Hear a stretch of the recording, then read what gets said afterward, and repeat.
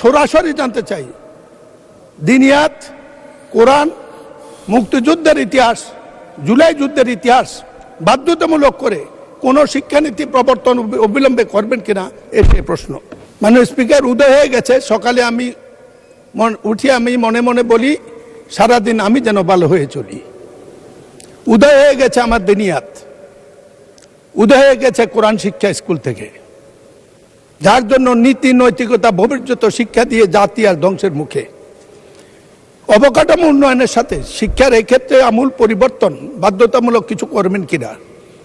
আজকে শিক্ষকদের অনেক মর্যাদা বেড়েছে, কিন্তু স্কুলে ছাত্র নাই। আমি 2-4টা স্কুলে যাওয়ার সুযোগ হয়েছিল সম্প্রতি।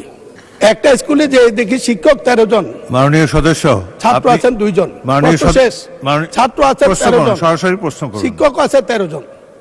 এই অবস্থা থেকে নীতিগতভাবে পরিবর্তন করার ব্যাপারে উদ্যোগ না নিলে এই শিক্ষা নেই। আমি আবারও বলবো, সরাসরি জানতে চাই, দিনিয়াত, কোরআন, মুক্তিযুদ্ধের ইতিহাস, জুলাই যুদ্ধের ইতিহাস বাধ্যতামূলক করে কোনো শিক্ষানীতি প্রবর্তন অবিলম্বে করবেন কিনা এটাই প্রশ্ন। মাননীয় মন্ত্রী, প্রশ্নটি ছিল জাহাঙ্গীর হোসেন কর্তৃক তার ঢাকা এলাকাতে ভোকেশনাল ইনস্টিটিউট স্থাপন করবে কিনা। এটা অ্যাকচুয়ালি একটা সম্পূরক প্রশ্ন নয়, তবুও যেহেতু প্রথম দিন আপনি ইচ্ছা করলে উত্তর দিতে পারেন। পাঞ্জাবের জগতে একটি বিশ্বস্ত নাম, শাবাব এথনিক ওয়্যার। ধন্যবাদ মাননীয় স্পিকার। এখন ওই প্রাইমারি এডুকেশন সম্পর্কে প্রশ্ন চলছে, টেকনিক্যাল এডুকেশনের প্রশ্নটি এর পরে রয়েছে। মাননীয় স্পিকার, আমি ধন্যবাদ জানাই মাননীয় সংসদ সদস্যকে। আপনারা সকলে এবং বিশেষ করে আপনি অবগত রয়েছেন, বিগত সময়ে দেশমাতা বেগম খালেদা জিয়ার সময়ে প্রাথমিক শিক্ষাকে সবচেয়ে বেশি গুরুত্ব দেওয়া হয়েছিল। আমি অত্যন্ত গর্বিত ছিলাম যে এই বিষয়টিকে সবচেয়ে বেশি গুরুত্ব দিয়েছিলেন সাবেক প্রধানমন্ত্রী বেগম খালেদা জিয়া। একই বিষয়ে নবনির্বাচিত প্রধানমন্ত্রী তিনি শিক্ষাকে সবচেয়ে বেশি গুরুত্ব দিয়েছেন। ইতিমধ্যেই প্রাথমিক শিক্ষাকে সবচেয়ে অধিক গুরুত্ব দিয়ে সেই শিক্ষা ব্যবস্থার ব্যাপক পরিবর্তনের জন্য ইতিমধ্যেই 180 দিনের প্রোগ্রামে অন্তর্ভুক্তি করার নির্দেশিকা আমরা পেয়েছি।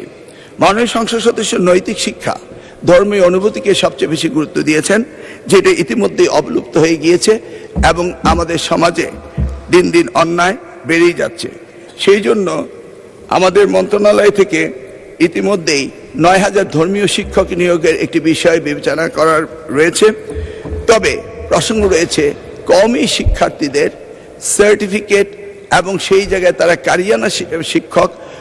অপরদিকে মাদ্রাসা শিক্ষা ব্যবস্থায় কারিয়ানা সাবজেক্টটি নেই বিধায় আমরা এই বিষয়ে একটি জটিলতা হচ্ছে।